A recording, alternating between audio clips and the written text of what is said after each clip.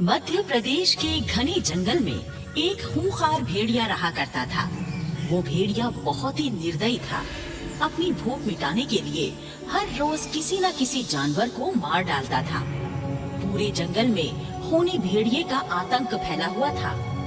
एक दिन की बात है, एक बकरी जो कि गर्भवती थी, जंगल में हरी ताजी घास चर रही थी और साथ में भेड़िए के आ जाने के डर से घबरा भी रही थी। जल्दी जल्दी घास चरकर मुझे अपने घर चले जाना चाहिए। अगर वो खूनी भेड़िया आ गया तो मुझे मार ही डालेगा। बकरी जल्दी जल्दी घास खाकर पानी पीने के लिए तालाब की ओर चल पड़ी। रास्ते में उसे ऊंट बैठा हुआ दिखा। ऊंट बकरी से पूछने लगा, अरे बकरी बहन, कहाँ जा रही हो?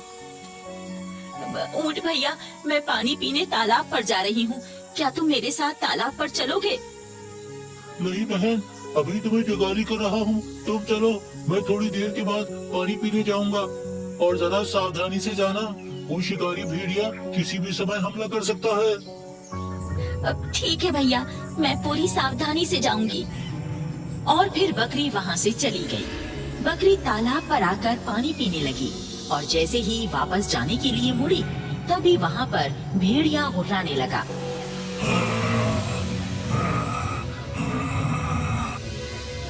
शिकारी भेड़िए को सामने खड़ा देखकर बकरी डर के मारे थर थर कांपने लगी।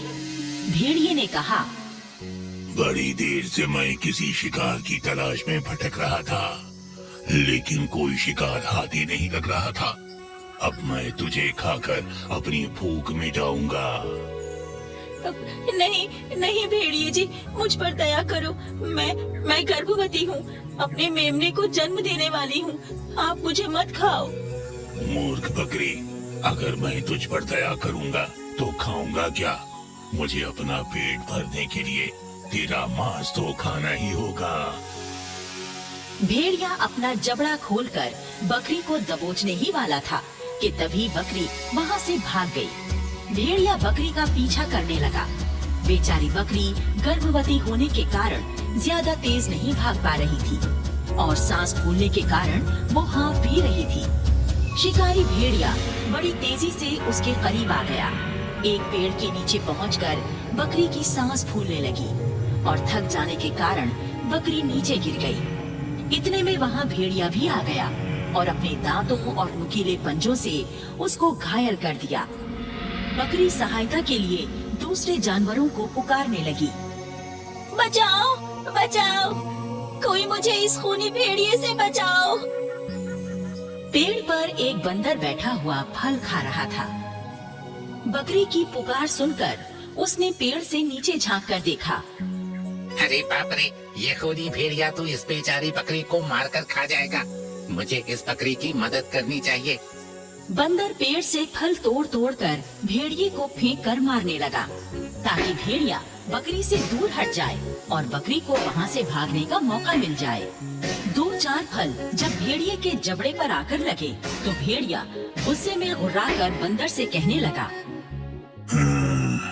अरे हो बंदर, तेरी हिम्मत कैसे हुई मुझे फल फेंक कर मारने की? याद रख, अगर तू मेरे हत्थे चा गया ना तो मैं तुझे कच्चा चबाने में 1 मिनट की भी देरी नहीं करूंगा। अरे चाचा, मैं बड़ा फुर्तीला बंदर हूँ। मैं 7 जन्मों तक भी तेरे हाथ नहीं आने वाला। अभी बंदर और भेड़िए की नोक झोंक चल ही रही थी कि वहाँ पर ऊंट भी आ गया। ऊंट घायल बकरी को देखकर ही सारा मामला समझ गया। ऊंट भेड़िए से कहने लगा, अरे ओ दुष्ट भेड़िए, तू इस गर्भवती बकरी को छोड़ दे, इस पर कुछ दया कर पापी। ऊंट के बच्चे, तुम मेरे शिकार में बाधा मत डाल। क्यों आ गया तू यहाँ पर? यहाँ से भाग जा, नहीं तो मैं तुझे भी मार कर खा जाऊंगा। ओहो, तू मुझे बकरी का मेमना समझा है क्या, जो मुझे खा जाएगा? ऊंट ने एक जोरदार लात मारकर भेड़िए को जमीन पर गिरा दिया। बंदर भी पेड़ से नीचे उतर आया और एक लकड़ी से भेड़िए को पीटने लगा। तभी वहाँ पर एक गधा भी आ गया और भेड़िए को पिटते हुए देख उसने भी भेड़िए को दुलत्तियां मारनी शुरू कर दी। 3 तरफ से मार खाने के बाद भेड़िया दर्द से कराहने लगा।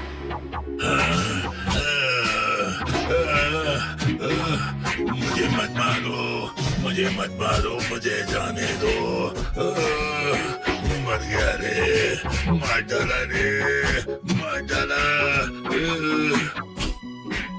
तभी ऊंट ने अपने जबड़े में भेड़िए का गला दबोच लिया और भेड़िए को ऊंचा उठाकर जोर से जमीन पर पटक दिया।